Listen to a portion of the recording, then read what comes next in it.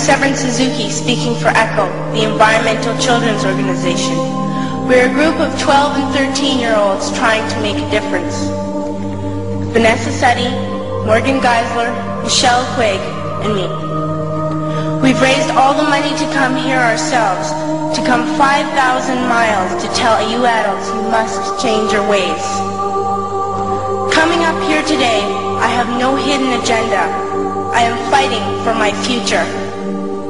Losing my future is not like losing an election or a few points on the stock market. I am here to speak for all generations to come. I am here to speak on behalf of the starving children around the world whose cries go unheard. I am here to speak for the countless animals dying across this planet because they have nowhere left to go. I am afraid to go out in the sun now because of the holes in our ozone. I'm afraid to breathe the air because I don't know what chemicals are in it. I used to go fishing in Vancouver, my home, with my dad, until just a few years ago we found the fish full of cancers. And now we hear of animals and plants going extinct, every day vanishing forever.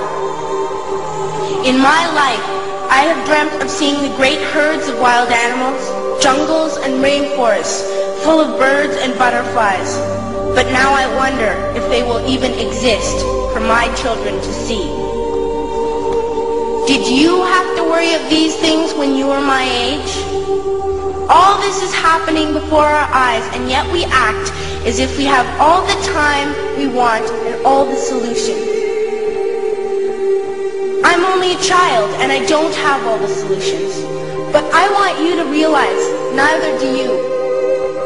You don't know how to fix the holes in our ozone layer. You don't know how to bring the salmon back up a dead stream.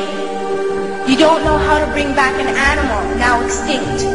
And you can't bring back the forest that once grew where there is now a desert.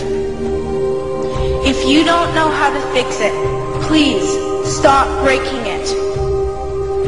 Here, you may be delegates of your governments, business people, organizers, reporters, or politicians.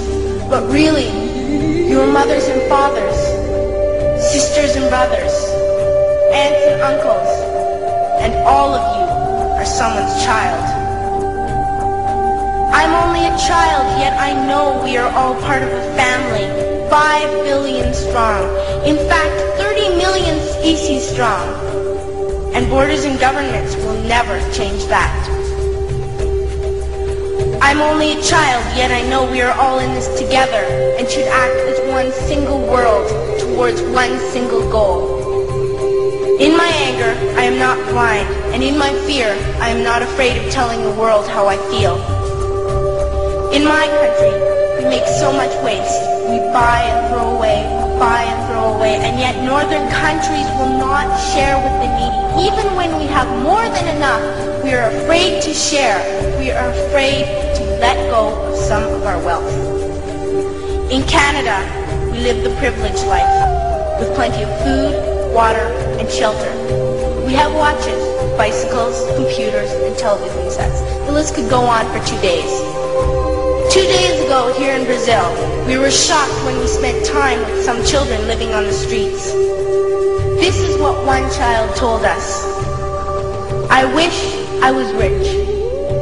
And if I were, I would give all the street children food, clothes, medicines, shelter, and love and affection. If a child on the streets who has nothing is willing to share, why are we who have everything still so greedy? I can't stop thinking that these are children my own age, that it makes a tremendous difference where you are born. That I could be one of those children living in the favelas of Rio. I could be a child starving in Somalia, or a victim of war in the Middle East, or a beggar in India. I am only a child, yet I know if all the money spent on war was spent on finding environmental answers, ending poverty, and finding treaties, what a wonderful place this earth would be. school, even in kindergarten, you teach us how to behave in the world. You teach us not to fight with others, to work things out, to respect others, to clean up our mess, not to hurt other creatures, to share, not be greedy. Then why do you go out and do the things you tell us not to do? Do not forget why you are attending these conferences, who you're doing this for.